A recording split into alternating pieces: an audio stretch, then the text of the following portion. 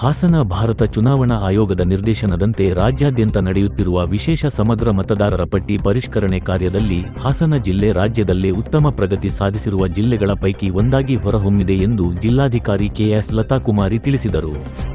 ಜಿಲ್ಲಾಧಿಕಾರಿ ಕಚೇರಿ ಸಭಾಂಗಣದಲ್ಲಿ ಮಂಗಳವಾರ ಮಾಧ್ಯಮದೊಂದಿಗೆ ಮಾತನಾಡಿ, ಮನೆ ಮನೆಗೆ ಭೇಟಿ ನೀಡಿ ಮತದಾರರ ವಿವರಗಳನ್ನು ಪರಿಶೀಲಿಸುವ ಗಣತಿ ಹಂತದ ಕಾರ್ಯ ಚುರುಕುಗೊಂಡಿದ್ದು, ಬಹುತೇಕ ಮತದಾರರಿಗೆ ಗಣತಿ ನಮೂನೆಗಳನ್ನು ವಿತರಿಸಲಾಗಿದೆ.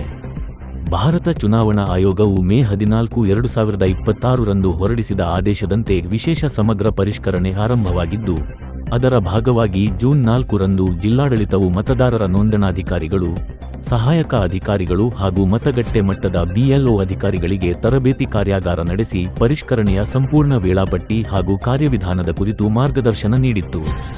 ಪ್ರಸ್ತುತ ಜೂನ್ 30 ರಿಂದ ಜುಲೈ 29 ರವರೆಗೆ ನಡೆಯುತ್ತಿರುವ ಗಣತಿ ಹಂತದಲ್ಲಿ ಮತಗಟ್ಟೆ ಮಟ್ಟದ ಅಧಿಕಾರಿಗಳು ಮನೆ ಮನೆಗೆ ತೆರಳಿ ಮತದಾರರಿಗೆ ಗಣತಿ ನಮೂನೆಗಳನ್ನು ವಿತರಿಸುತ್ತಿದ್ದಾರೆ. ಹಿಂದಿನ ಮತದಾರರ ಪಟ್ಟಿಯಲ್ಲಿರುವ ಮಾಹಿತಿಯನ್ನು ಪರಿಶೀಲಿಸಿ, ಅಗತ್ಯ ತಿದ್ದುಪಡಿ ವಿವರಗಳನ್ನು ನಮೂದಿಸಿಕೊಂಡು ನಂತರ ಮೂಲಕ ಡಿಜಿಟಲೀಕರಣ ಮಾಡಲಾಗುತ್ತಿದೆ. ಈ ಹಂತದಲ್ಲಿ ಮತದಾರರಿಂದ ಯಾವುದೇ ದಾಖಲಾತಿ ಅಥವಾ ಪ್ರಮಾಣಪತ್ರಗಳನ್ನು ಪಡೆಯುವುದಿಲ್ಲ ಎಂದು ಜಿಲ್ಲಾಡಳಿತ ಸ್ಪಷ್ಟಪಡಿಸಿದೆ ಎಂದರು. ಜಿಲ್ಲೆಯ ಒಟ್ಟು 15,42,802 ಮತದಾರರ ಪೈಕಿ 15,17,024 ಮಂದಿಗೆ ಈಗಾಗಲೇ ಗಣತಿ ನಮೂನೆಗಳನ್ನು ವಿತರಿಸಲಾಗಿದ್ದು, ಇದು ಶೇಕಡ 98.33ರಷ್ಟು ಸಾಧನೆಯಾಗಿದೆ. ಕೇವಲ 25,778 ಮತದಾರರಿಗೆ ಮಾತ್ರ ನಮೂನೆಗಳ ವಿತರಣೆ ಬಾಕಿ ಇದ್ದು, ಅದು ಶೇಕಡ 1.67ರಷ್ಟಿದೆ. ಇಲ್ಲಿಯವರೆಗೆ ಸಂಗ್ರಹಿಸಲಾದ ನಮೂನೆಗಳ ಪೈಕಿ 7,83,773 ಮತದಾರರ ವಿವರಗಳನ್ನು ದಾಖಲಿಸಲಾಗಿದ್ದು, ಜಿಲ್ಲೆಯ ಡಿಜಿಟಲೀಕರಣ ಪ್ರಗತಿ ಶೇಕಡ 50.80ಕ್ಕೆ ತಲುಪಿದೆ. ಉಳಿದ ನಮೂನೆಗಳ ಮಾಹಿತಿಯನ್ನು ಶೀಘ್ರವೇ ತಂತ್ರಾಂಶದಲ್ಲಿ ದಾಖಲಿಸುವ ಕಾರ್ಯವು ವೇಗವಾಗಿ ನಡೆಯುತ್ತಿದೆ ಎಂದು ಹೇಳಿದರು. ಮತದಾರರ ಹೆಸರು ಇಲ್ಲಿ ಆಲ್ರೆಡಿ ಬಂದ್ಬಿಟ್ಟಿದೆ. ಮತದಾರರ ಹೆಸರು ಇಲ್ಲಿ ಬಂದಿದೆ. ಪುನಃ ಮತದಾರರ ಹೆಸರು ಇಲ್ಲಿ ಬರೆಯೋದು ಬೇಡ. ಇಲ್ಲಿ ನಾವು ಕೇಳ್ತಿರೋದು ಮತದಾರರ ಸಂಬಂಧಿಯ ಹೆಸರು, ಅವರ ಹೆಸರು ಬರೆದ್ರಿ, ಅವರ ಎಪಿಕ್ ನಂಬರ್. ಮತದಾರರ ಸಂಬಂಧಿ ಹೆಸರು ಇಲ್ಲಿ ಹೆಸರು ಬರೆದ್ಮೇಲೆ ಅವರಿಗೆ ಸಂಬಂಧ ಯಾರಿದ್ದಾರೆ? ಈಗ ತಾಯಿ ಅಂದರೆ ಅವರ ಪತಿ, ಇಲ್ಲಿ ಅವರಿಗೆ ಮದುವೆ ಆಗಿತ್ತು ಅಂದರೆ ಅವರ ಪತಿಯ ಹೆಸರು ಬರ್ತದೆ.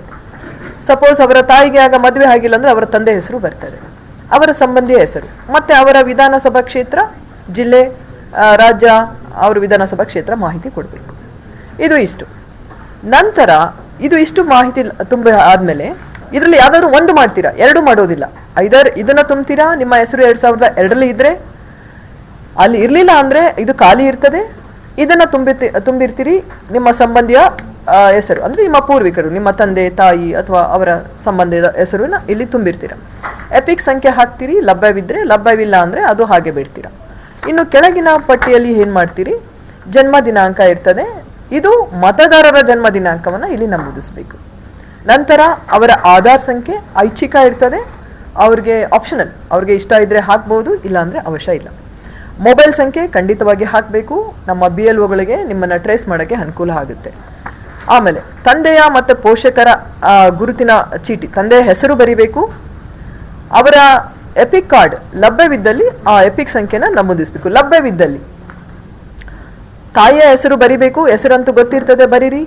ಅಲ್ಲಿ ಅವರ ಎಪಿಕ್ ಕಾರ್ಡ್ ಸಂಖ್ಯೆಯನ್ನು ಹಾಕಬೇಕು ಲಭ್ಯವಿದ್ದಲ್ಲಿ. ಅಗೇನ್ ಲಭ್ಯವಿದ್ದಲ್ಲಿ ಸಂಗಾತಿಯ ಹೆಸರು ಬರಿಬೇಕು, ಅವರ ಎಪಿಕ್ ಕಾರ್ಡ್ ಲಭ್ಯವಿದ್ದಲ್ಲಿ ಅವರ ಇದನ್ನು ಬರಿಬೇಕು. ನಂತರ ಈ 3 ಘೋಷಣೆಗಳಿರ್ತದೆ, ಆ 3 ಘೋಷಣೆಗಳನ್ನು ಓದ್ಕೊಳ್ಬೇಕು ಮತ್ತು ಇಲ್ಲಿ ಸಹಿ ಮಾಡಬೇಕು. ನಾವು ಹೇಳ್ತಾ ಇರ್ತೇವೆ ಸಹಿ ಮಾಡೋದು ಮತದಾರರೇ ಮಾಡಬೇಕು ಅಂತ ಏನೂ ಇಲ್ಲ. ಮತದಾರರ ಮನೆಯಲ್ಲಿ ಒಬ್ಬ ಹಿರಿಯ ಸದಸ್ಯರು, ಕುಟುಂಬದ ಹಿರಿಯ ಸದಸ್ಯರು ಅವರ ಪರವಾಗಿಯೂ ಸಹ ಸಹಿ ಮಾಡಬಹುದು. ಮಾಡಿಬಿಟ್ಟು ಯಾರು ಸಹಿ ಮಾಡಿದ್ದಾರೆ ಅಂತ ಹೇಳಬೇಕು. ಅವರ ತಾಯಿ ಸಹಿ ಮಾಡಿದಾರಾ, ತಂದೆನಾ, ಅತ್ತೆನಾ, ಮಾವನ, ಯಾರು ಹೆಸರು ಇದೆ ಅವರು ಬರಿಬೇಕು. ಅವರು ಯಾರು ಸಹಿ ಮಾಡಿದ್ದಾರೆ ಅವರ ಹೆಸರು, ಸಹಿ ಮಾಡಿದವರ ಹೆಸರು ಮತ್ತು ಸಂಬಂಧ ಬರಿಬೇಕು. ಮತ್ತು ಇಲ್ಲಿ ಅವರು BLO ಇದನ್ನೆಲ್ಲ ವೆರಿಫೈ ಮಾಡಿ BLO ಅವರು ಇಲ್ಲಿ ಸಹಿ ಮಾಡಿ ಇದನ್ನು ಮೊಬೈಲ್ ಆ್ಯಪಲ್ಲಿ ಸ್ಕ್ಯಾನ್ ಮಾಡಿ ಅಪ್ಲೋಡ್ ಮಾಡ್ತಾರೆ. ಅಪ್ಲೋಡ್ ಮಾಡಿದಾಗ ಸಬ್ಮಿಟ್ ಅಂತ ಬರ್ತದೆ. ಅವರು ಸಬ್ಮಿಟ್ ಮಾಡಿದ್ರೆ ಈ ಪ್ರೋಸೆಸ್ ಮುಗೀತದೆ, ಗಣತಿ ಪ್ರಕ್ರಿಯೆ ಮುಗಿಯುತ್ತೆ. ಇದು ಇಷ್ಟು. ಇನ್ನು ಕೇಳಬಹುದು ಯಾವೆಲ್ಲ ದಾಖಲೆಗಳನ್ನು ಕೊಡಬೇಕು ಆ ಸಮಯದಲ್ಲಿ ಅಂತ ಹೇಳಿ. ದಯವಿಟ್ಟು ಎನ್ಯುಮರೇಷನ್ ಪೀರಿಯಡಲ್ಲಿ ಯಾವುದೇ ದಾಖಲೆಗಳ ಅವಶ್ಯಕತೆ ಇಲ್ಲ, ಕೊಡೋದು ಬೇಕಾಗಿಲ್ಲ. ನಮ್ಮ ಮತದಾರರು ಇಷ್ಟೇ ಮಾಡಬೇಕು. ಅವರಲ್ಲಿ ಇರ್ತಕ್ಕಂತಹ ಎಪಿಕ್ ಕಾರ್ಡನ್ನು ಎತ್ತಿಟ್ಕೊಂಡಿರಿ. ಒಂದು ಆಧಾರ್ ಕಾರ್ಡ್ ಅದು ಆಪ್ಷನಲ್ ಇದೆ, ಆದರೂ ಅದು ಕೊಟ್ಟರೆ ನಿಮ್ಮನ್ನು ಟ್ರೇಸ್ ಮಾಡೋದು ಈಸಿ ಆಗ್ತದೆ. ಹಾಗಾಗಿ ಆಧಾರ್ ಕಾರ್ಡ್ ಎತ್ತಿಟ್ಕೊಳ್ಳಿ, ನಿಮ್ಮ ಎಪಿಕ್ ಕಾರ್ಡನ್ನು ಎತ್ತಿಟ್ಕೊಳ್ಳಿ. ಅದನ್ನು ನಿಮಗೆ ಬೇಕಾಗುತ್ತೆ ಮಾಹಿತಿ. ಇತ್ತೀಚಿನದು ನಿಮ್ಮ ಆಲ್ರೆಡಿ ಬಂದ್ಬಿಟ್ಟಿದೆ ಇಲ್ಲಿ ನಿಮ್ಮ ಎಲ್ಲ ಮಾಹಿತಿ. 2002ರಲ್ಲಿ ನಿಮ್ಮದು ಇದ್ದರೆ ಅದನ್ನು ಎತ್ತಿಟ್ಕೊಳ್ಳಿ. ನಿಮ್ಮದು ಇಲ್ಲ ಅಂದರೆ ನಿಮ್ಮ ತಂದೆ ಅಥವಾ ನಿಮ್ಮ ತಾಯಿ ಇದು ಎಲ್ಲ ಎತ್ತಿಟ್ಕೊಳ್ಬಹುದು. ಇದು ಸರಳ ಒಂದು ಪ್ರಕ್ರಿಯೆ. ಸೊ ಹಾಗಾಗಿ ಇದು ನಮ್ಮ ಎಲ್ಲ BLOಗಳಿಗೆ ನಾವು ಟ್ರೈನ್ ಅಪ್ ಮಾಡಿದ್ದೇವೆ. ಸೊ ಹಾಗಾಗಿ ಯಾವುದೇ ಗೊಂದಲಕ್ಕೆ ಅವಕಾಶ ಇಲ್ಲದೆ ಈ ಫಾರ್ಮನ್ನು ಅವರು ಸಬ್ಮಿಟ್ ಮಾಡಬೇಕು. ಸೊ ಇನ್ನು ನಮಗೆ ಕೇಳ್ತಾರೆ, ನಮಗೆ 2002ರಲ್ಲಿ ನನ್ನ ಹೆಸರು ಇರಲಿಲ್ಲ, ನಮ್ಮ ತಂದೆ ತಾಯಿ ಹೆಸರು ಇರಲಿಲ್ಲ. ನೋಡಿ, ಅದು ತುಂಬ ಕೆಲವು ಕೇಸಲ್ಲಿ ಖಂಡಿತ ಆಗುತ್ತೆ.